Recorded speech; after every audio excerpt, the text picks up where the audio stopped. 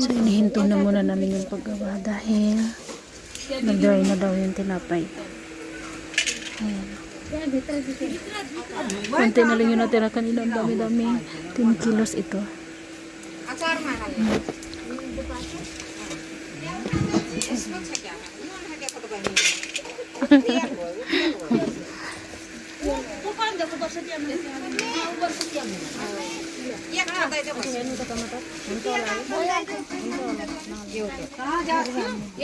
Ayan, ano na daw guys ng bulaklak. Naglagay na ng bulaklak.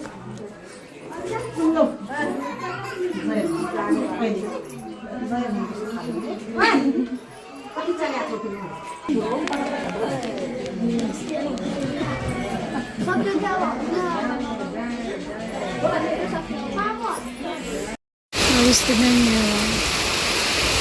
Ito talaga yung tunay na ulan. Ay nako. Ang saya ng ano na mga halaman natin, matanim-tanim natin. And susunduin ko sana si RJ, pero yung ulan parang ayaw tumigil.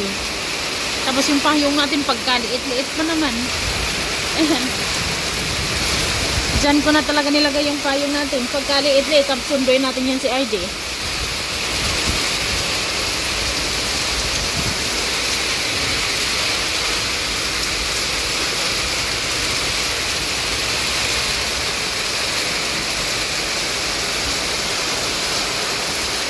Ano pa yun siya? Tawag dito, ulan na sinabayan ng hangin. Malakas din yung hangin guys. Buya-buya.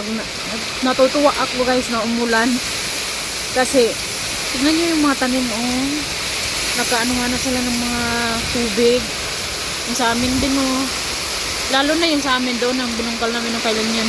Tapos syempre, masaya din ako guys. Dahil yung drum natin. Hindi ko alam kung gaano nakarami yung tubig ng drum natin. Pero yung ulan in fairness guys, medyo malakas yung ulan dahil. Kasi yung ulan kahapon, hindi siya ganito.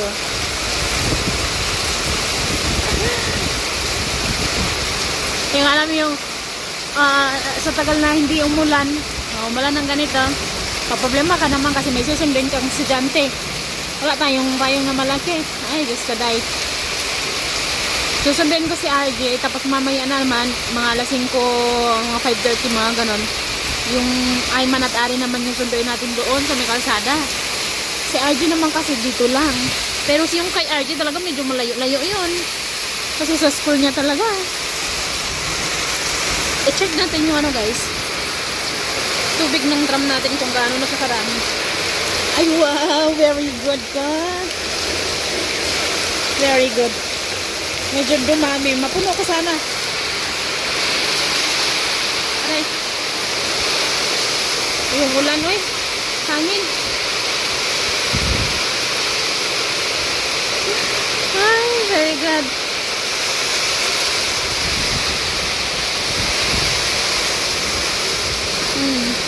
Yung mga halaman natin, diba? May napadpad pa tayong halaman doon, no? Na ganito. Siguro ganito yun or ganyan ang puti. Pero I hope yung napadpad doon is yung ganito kasi dito, ito maganda yung bulaklak niya talaga. Yung aking rose, napagkalaki na rin.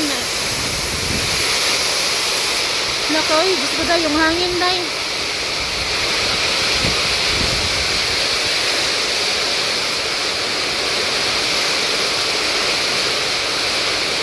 Musok tayo ng konti dito kasi parang yung hangin pa ganyan man siya oy.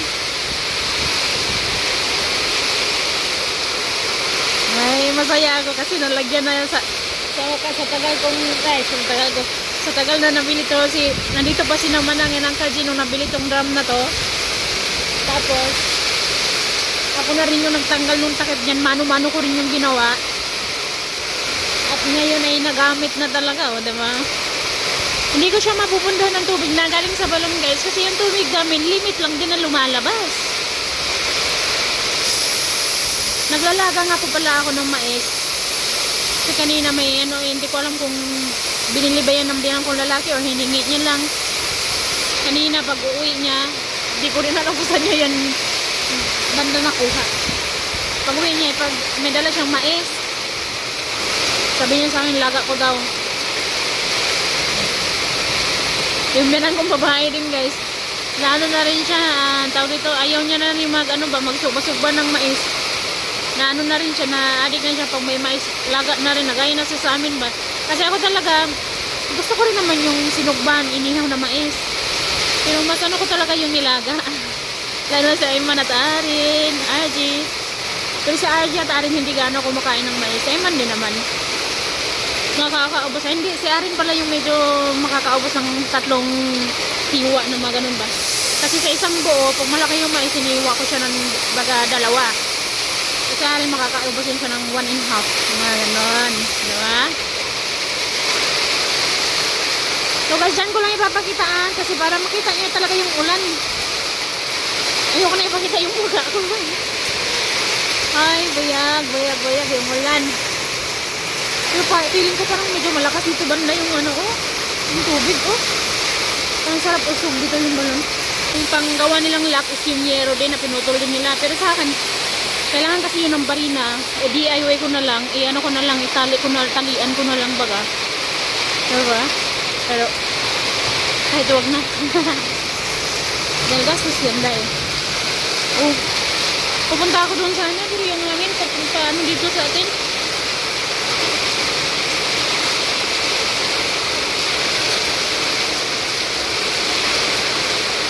Yung mga talong ko rin na nagbunga na din, nagsitubuan na rin. Pag may mga manok, tinatakpan ko yun ang planggana yung yung tanim ko. Yan. Tinatagip ko dyan sa tanim na yan. Kasi dyan ako gumagawa ng tanim similya ng mga eggplant ba? Talong. Eggplant ba tawag doon? Sorry kung mali ako ha.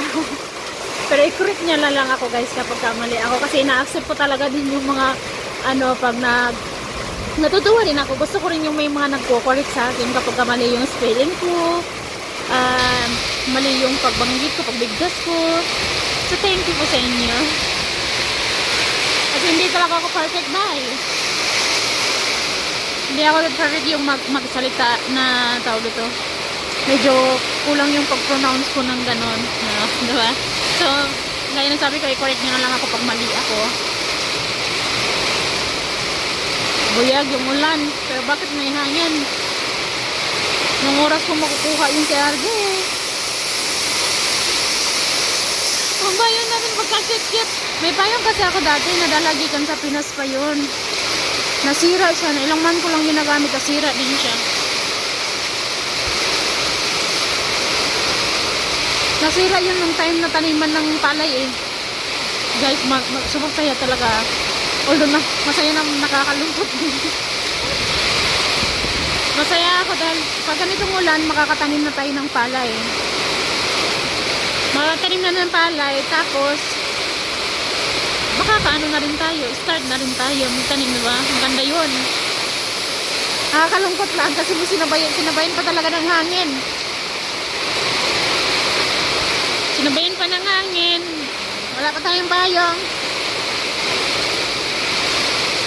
Nabasa, dito lang ako kasi pero nabasa yung sultan ko.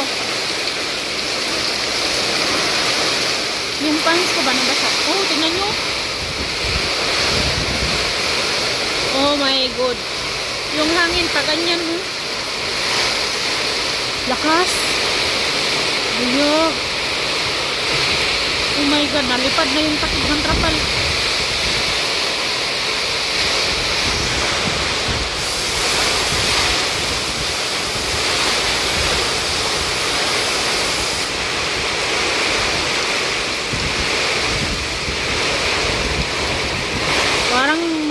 Parang mas nilakasan man yung baganon ng hangin. Nang pumasok sa loob kasi papatayin ko yung yung mais ko.